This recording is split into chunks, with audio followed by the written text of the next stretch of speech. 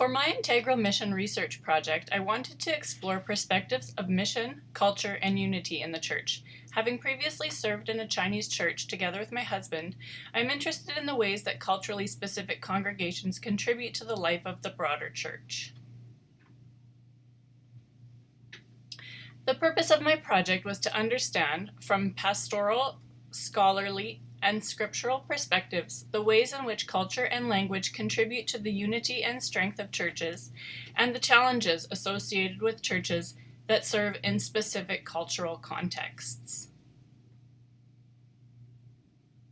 The primary resource I used to investigate the pastoral perspective was through a survey I composed. I initially formulated my questions, then revised them twice, sent them out by email, and then analyzed the data that came back to me from 4 respondents. The scope of my survey included responses from a Chinese pastor of English ministries from a thriving church in Vancouver, a Chinese children's ministry pastor from Edmonton, a Caucasian pastor serving in English ministry in a primarily Chinese church in Calgary, and a Punjabi Canadian who has planted a church in Winnipeg to serve his people there. The survey questions explore the areas of the history of particular churches and their current mission and vision statements and strategic plans, their denominational connections and governance structures, their cultural demographics including language dynamics, and the perceived strengths and weaknesses resulting from those things.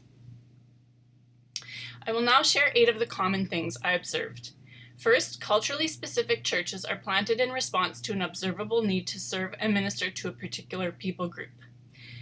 Also, no culturally specific church can truly be a monoculture. Every church individually is inherently multicultural. Creating spaces which offer worship and teaching in heart languages naturally attracts newcomers and can forge strong relationships. But, on the other hand, these same spaces naturally exclude others, and self-centered, closed cliques can result. This is a difficult tension. Asian cultures generally share the strength of being highly relational and focused on hospitality. Also, culturally specific congregations can still envision, endorse, and promote the broader church multicultural. There is no one-size-fits-all ministry model. In the survey responses, even churches within the same denomination had different governance structures and strategic plans. The church is interdependent, both at the members level and at the church level. We were designed to work together personally and corporately. One question that really struck me from the survey was, how are we developing the church for the next generation? Is it like a home that is livable and adaptable, or more like a museum that has formal customs to be maintained?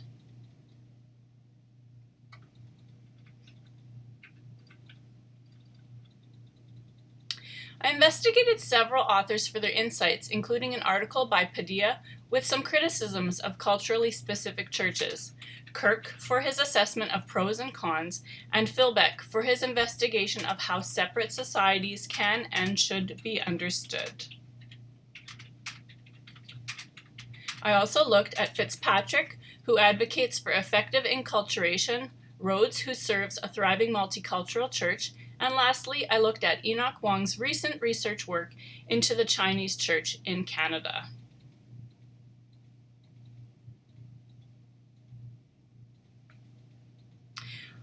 Some Old Testament relevant ideas. Creation as an epic saga of distinction through both consolidation and diversification, Imago Dei as culture making in Genesis, language diversity as God's plan A at the Tower of Babel, and Israel as distinct through consolidation and diversification. New Testament relevant ideas were Jesus' redefining of culture in the Gospel of John, sociolinguistic accommodation in Acts, the church as distinct through consolidation and diversification, and the eschatological reality of retained cultural diversity. My project led me to 6 particular overall conclusions. Cultural difference itself is not something for Christians to erase, but hostility between cultures must be actively destroyed with the peace of Christ and the love he gives us to give each other.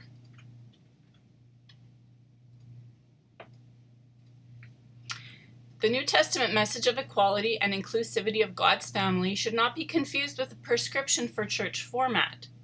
Through Christ, all people, regardless of race, gender, class, or culture, can be reconciled to the Father and be filled with the Holy Spirit.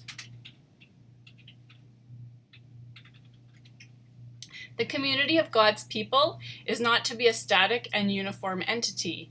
We are to be a flexible family, ever conforming to become Christ-like, reformed, but always reforming, and transformed by the renewing of our minds. As disciples, we are called to the stewardship of all we have, including our culture. We can leverage our creative arts, skills, industries, customs, and practices to glorify God and promote His shalom in the world.